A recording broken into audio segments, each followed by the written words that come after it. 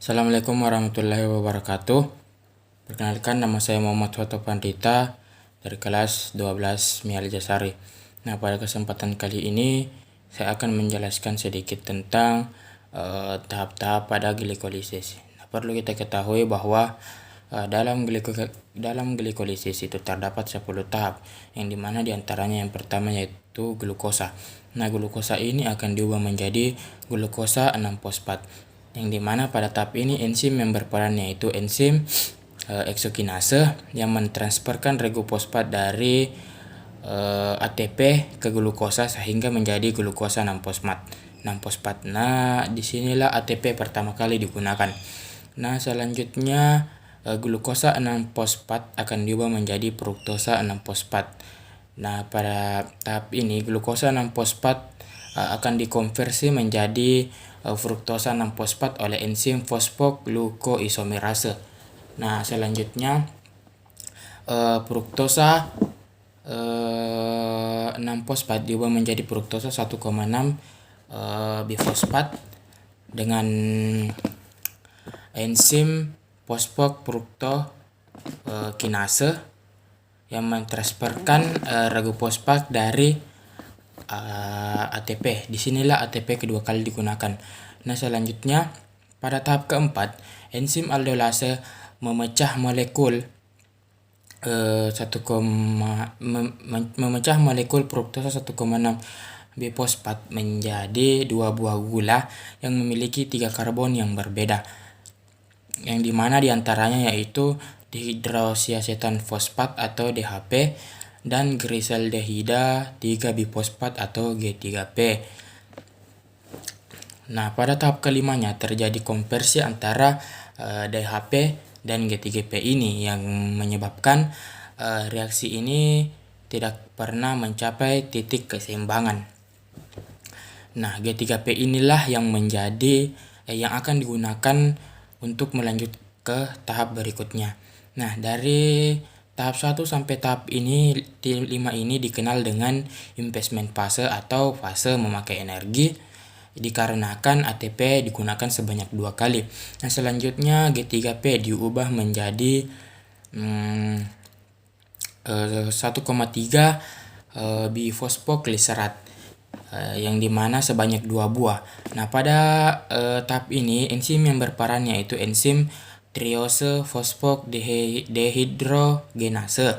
Ya, pada tahap ini terjadi 2 reaksi, yang dimana yang pertama yaitu G3P dioksidasi melalui transfer elektron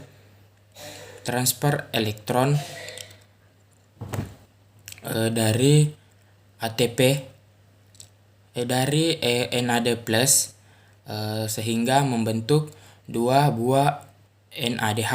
Nah, yang kedua, dengan menggunakan energi dari reaksi ini,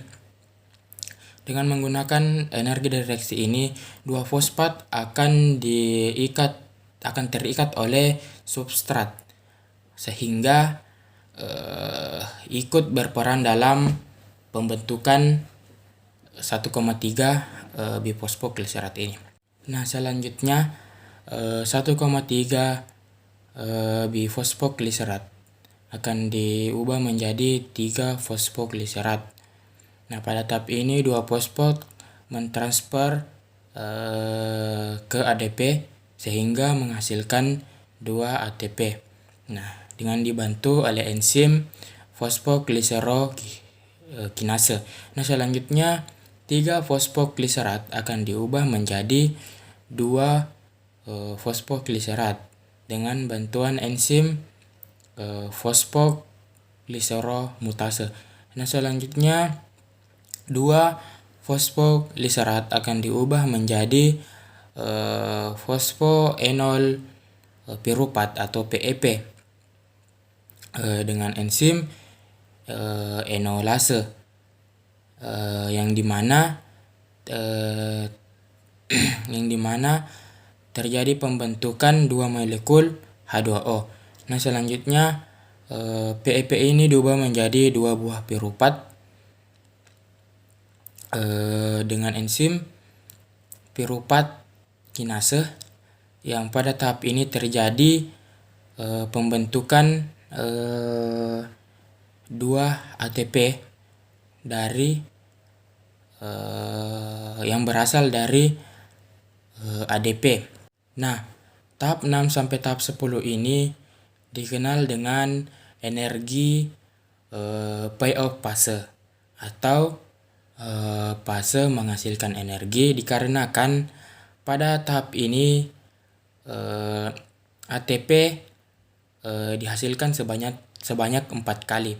Nah, kita dapat menarik kesimpulan bahwa tahap 1 sampai tahap 5 itu dikenal dengan investment fase atau fase memakai energi, yang dimana memakai atau ATP digunakan sebanyak 2 kali. Dan fase dengan yang dimana tahap 6 sampai tahap 10 dikenal dengan energi payoff fase atau fase menghasilkan energi, dikarenakan ATP dihasilkan sebanyak 4 kali. Nah, mungkin itu saja yang dapat saya sampaikan. Mohon maaf bila ada kesalahan. Wabillahi taufiq wal hidayah. Wassalamualaikum warahmatullahi wabarakatuh.